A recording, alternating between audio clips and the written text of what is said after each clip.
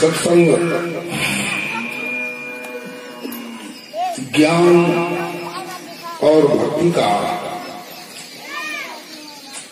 वह अथाह और अगाध समुद्र है। इसमें जो भी स्नान करता है वह भव बंधनों से छूट करके मोक्ष और मुक्ति को प्राप्त हो जाता है।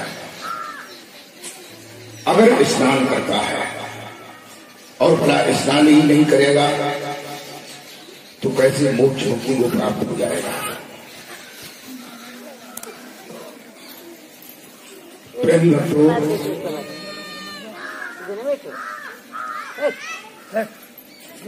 ये जीव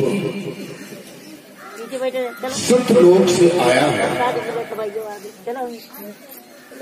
और जब ये जीव आया था तो निहंग था, निर्वस्त्र था, अकेला था, भक्त था।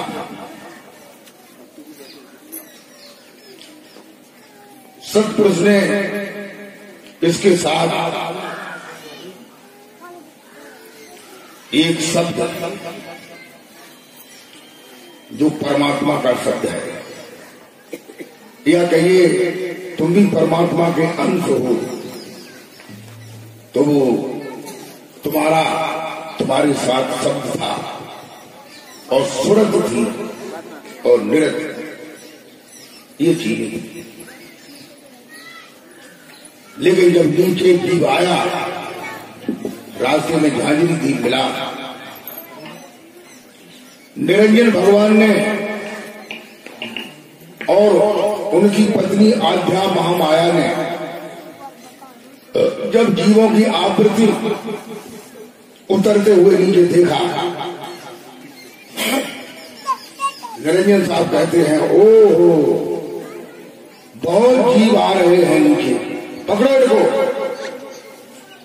इनको गिरफ्तार करो। सभी जीवों को पकड़ लिया गया और जीवों को 5 तत्वों से बना हुआ शरीर रूपी जामा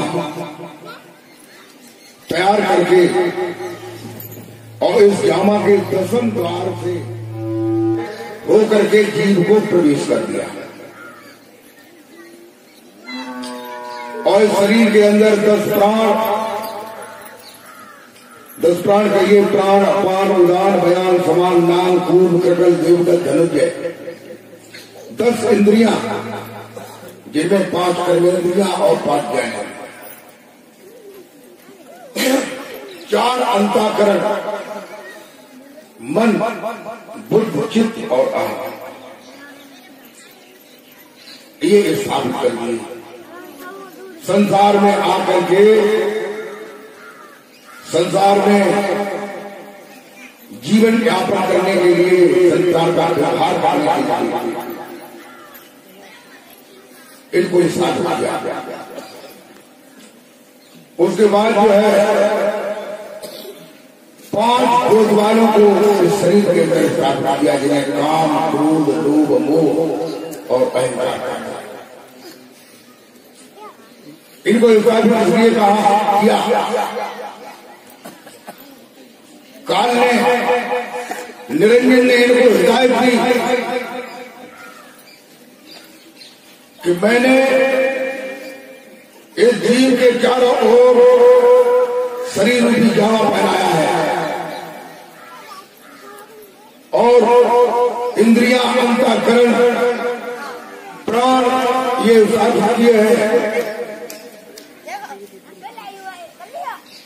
और इस शरीर के अंदर 9 दरवाजे खुले हुए हैं और 10वां दरवाजे से इस जीव को प्रवेश करके दरवाजे पर हल्की पथ लगा दिया। इसको ये याद न रहे कि मैं 10वें दरवाजे से प्रवेश हुआ और 10वें दरवाजे से ही निकल सकता था। धीरे धीरे ये 10 दरवाजे बच्चा छोटा होता है, खूब मालूम जैसे जैसे अवस्था बढ़ती जाती है, एक दिन ऐसा आता है कि उसका कोई भी निशान, कोई भी साबुन नहीं मालूम पड़ता। 5 कोतवालों से कहा, अय काम, अय क्रोध, अय लोभ, अय मोह, अय अहंकार, तुम इस जीव को देखे रहना। ये जीव जो है कभी भी निगाह उठा करके ऊपर के दरवाजे को न देखे। अगर कोई देखता है किसी संत से, सदगुरु से अगर मिलता है तो इसके विचारों को बदलो। जिस सदगुरु से, संत से मिलता है उसके अविश्वास हो जाएगा। जब अविश्वास हो जाएगा तो उसके पास नहीं जाएगा, और जब उसके पास नहीं जाएगा तो उसका बताया हुआ रास्ता धीरे धीरे भूल जाएगा और उसी माया की दुनिया में ये रह जाएगा।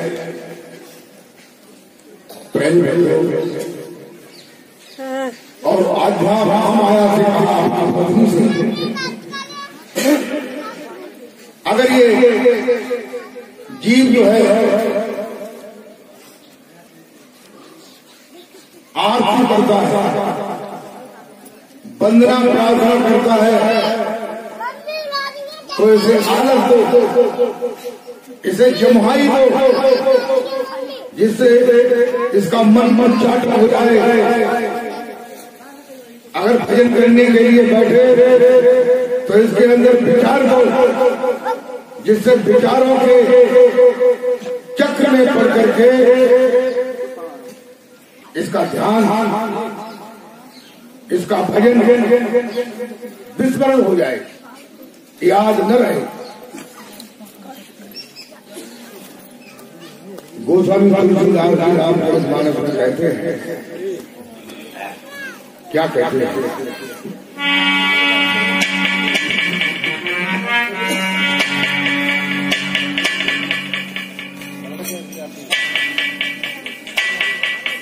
कि बूंद पर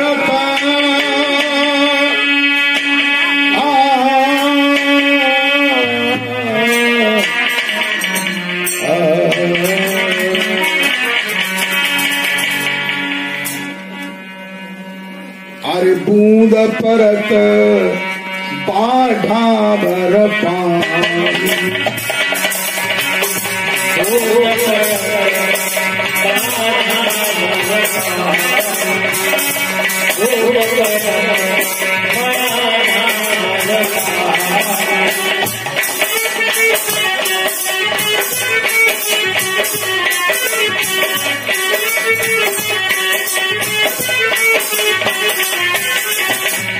बूंद परत, अरे बूंद परत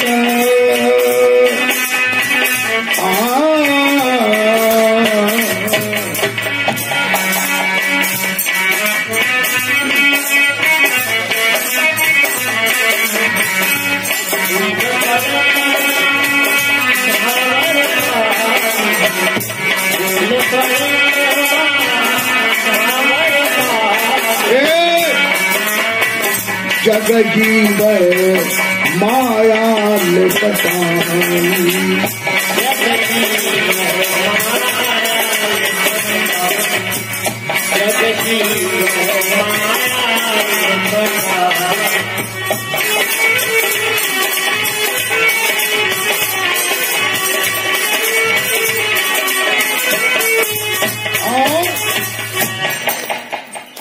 प्रेम को कहते हैं कि बूंद परत बाढ़ा भर पानी, और जग जीवै माया लिपटानी। कहते हैं कि जब आकाश से पानी की बूंद आती है तो स्वच्छ और साफ और निर्मल होती है, उसमें कोई मल नहीं, कोई गंदगी नहीं, कोई वासना नहीं किसी प्रकार का। परंतु जो ही पृथ्वी पर आकर के गिरती है और गिरते ही मिट्टी में मिल जाती है, ढवैली हो जाती है, धुमैली हो जाती है, धूसरित हो जाती है। जग जीवै माया लिपटानी, संसार में आकर के जीव को माया लग जाती है और ये माया काल भगवान ने और उनकी पत्नी अध्या ने ये माया बनाई है। ये माया किस लिए बनाई है? इसलिए ही बनाई है कि ये जीव जो है माया में लिप्त हो जाए और माया में बंध जाए और मैं इस जीव पर शासन करूं। इसलिए और कोई शासन कर रहा है। माया क्या है? ये संसार जो है माया है। पत्नी माया है, पति माया है, माता पिता भाई बंधु पुत्र पुत्रियां धन संपत्ति और जो भी दिखाई दे रहा है।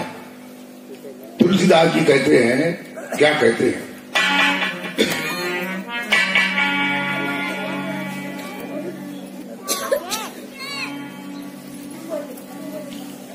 कि गो गोचर जहां लग मन जाई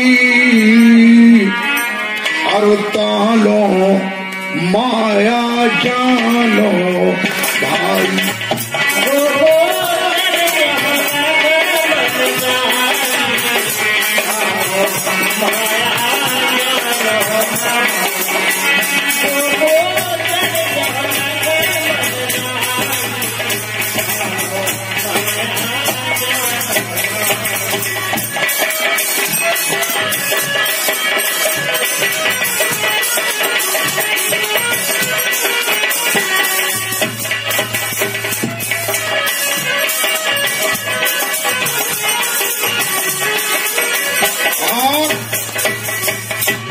यानी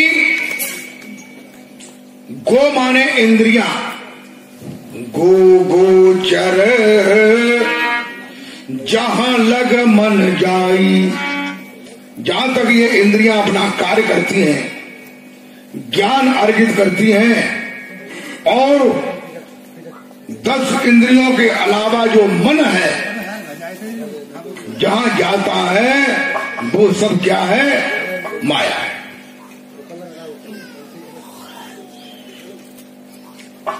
माया में जीव जो है इतने अच्छी तरह से आबद्ध है। कहते हैं मक्खी बैठी शहद पर, मक्खी बैठी शहद पर और रही पंख फड़फड़ाए और उड़ने की आशा करे, लालच बुरी शहद पर मक्खी बैठ जाती है और निकलने के लिए कोशिश करती है, पंखों को फड़फड़ाती है तो उसके पंखों में शहद लगने लगता है और नीचे पैर जो है और धंसने लगते हैं। धीरे धीरे स्थिति ये आती है कि पंख जो है जड़ में से उखड़ जाते हैं, पैर जो है जड़ में से टूट जाते हैं, और भिलनी जो है सैत में वो भी चिपक जाती है। फिर जो है थोड़ी सी हिलती रहती है, और हिलते हिलते हिलते हिलते हिलते हिलते एक समय वो आता है कि मृत्यु को प्राप्त हो जाती है। प्रेमी भक्तों, ये जीव, ये मनुष्य पूरा ज्ञान नहीं जानता है, तो थोड़ा बहुत तो ज्ञान जानता है। लेकिन जो शहद की तरह मीठी माया है, उस मीठी माया का स्वाद लेने के बाद फिर वो माया छूटना बड़ी मुश्किल पड़ जाती है।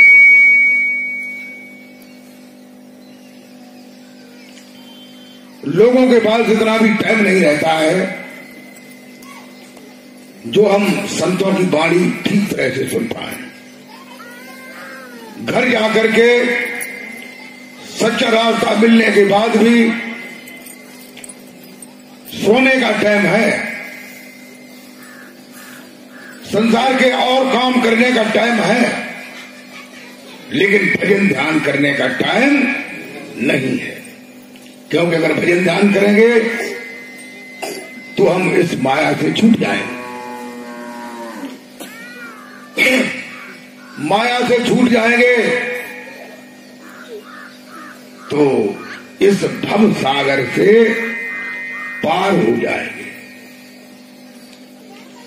देखो, माया से छूटने का मतलब क्या है? माया से छूटने का मतलब ये नहीं है कि आप घर छोड़ दें, कहीं जंगल में चले जाए तो माया छूट जाएगी, छूट जाएगी। बाकी वीडियो फिल्म तो संग ही लेके चले गए हैं। जहां जाओगे वीडियो फिल्म तो उसके साथ लेके जाओगे कि हमारे ये बच्चे हैं, ये मेरा घर है, ये मेरी पत्नी है, ये मेरा पति है, ये फला है। तो अगर आप यहां से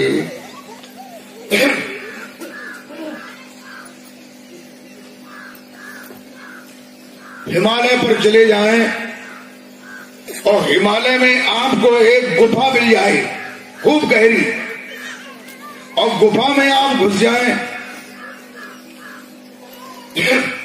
और घुस करके वहां अपनी आंखें बंद करें ध्यान करने के लिए,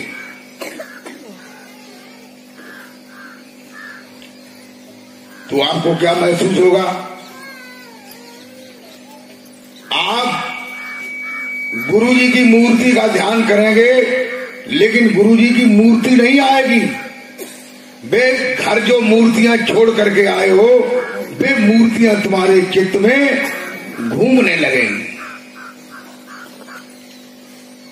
वैसे घर में बैठ करके अगर करो तो वे मूर्तियां घूमेंगी? नहीं घूमेंगी, कम घूमेंगी, बहुत कम घूमेंगी। लेकिन बाहर जाओगे तो ज्यादा घूमेंगी। फिर बेईनाएं और उनसे और जुड़ी हुई हैं, वे भी घूमने लगेंगी साथ में।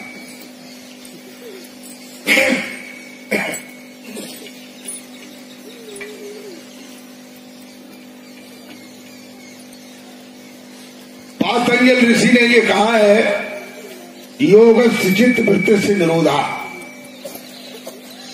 इन्हीं चित्त की वृत्तियों का निरोध करना ही योग होता है। और चित्त की वृत्तियां कैसे आप निरोध करेंगे? 23 घंटे, 1 घंटे के लिए अगर आप भजन करते हैं, ध्यान करते हैं, तो 23 घंटे तुम्हारे घर में, गृहस्थी में, संसार में, समाज में तुम्हारा चित्त रहता है।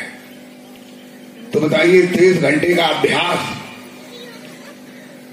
1 घंटे में कैसे कवर कर सकता है? इसलिए ही तुलसीदास जी ने ये कहा कि बहुत काल करे हो सत्संगा, तब होवे संशय भ्रम